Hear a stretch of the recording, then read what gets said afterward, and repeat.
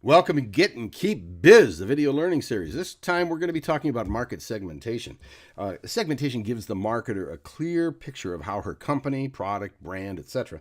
can succeed by making decisions that are well informed and strategic, intentional. Segmentation is about refinement. It's about understanding how segments differ, yet still remain in the competitive set. It provides insight into the target market and makes us more actionable as we make decisions down the road.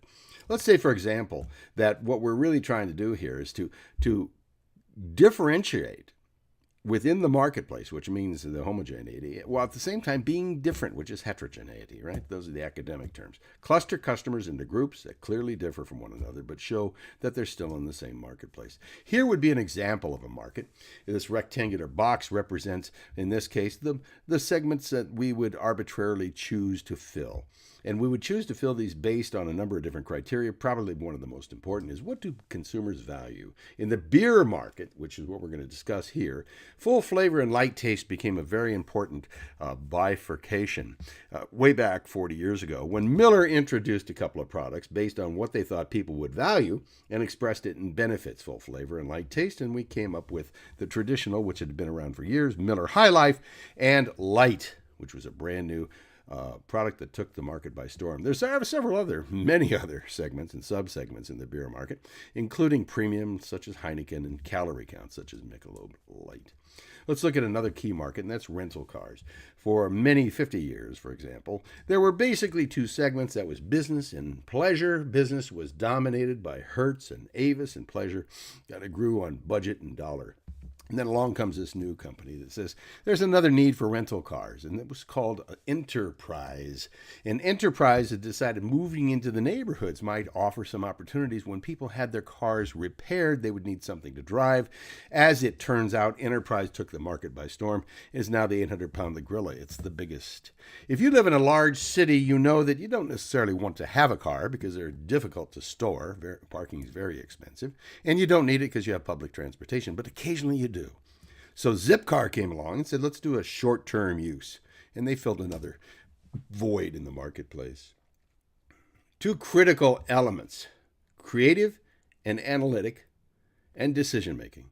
So when marketers get together to try to decide, they have to do some analysis. And then they have to take that analysis and make a good decision. So when we look at trying to get into enterprise business, for example, and we start a new rental car company, maybe that's where we want to go.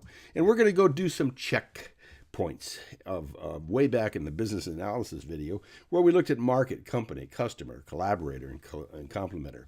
And if they all check out, we're going to get into that business. Not too long ago, some M&A, mergers and acquisitions folks, came to Boeing and said, you need to grow. And they suggested that Boeing buy this wonderful little company de Havilland. They had a Dash 8, which is that plane that just came in for a landing on your screen. A twin engine, very reliable, short-haul aircraft, and steady as she goes in any kind of weather. Very dependable, very reliable.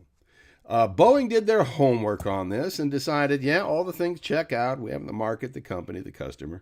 We have good collaborators, and there are complementers in this business that'll work for us. And we know a lot about selling these airplanes, period, to people that buy them. As it turned out, they decided they're going to get into that business. This is not a happy tale. What actually occurred was that Boeing had forgotten or did not recognize or chose to think that they could fill this box called company meaning what the company can do well, and in this case, that they could call on customers.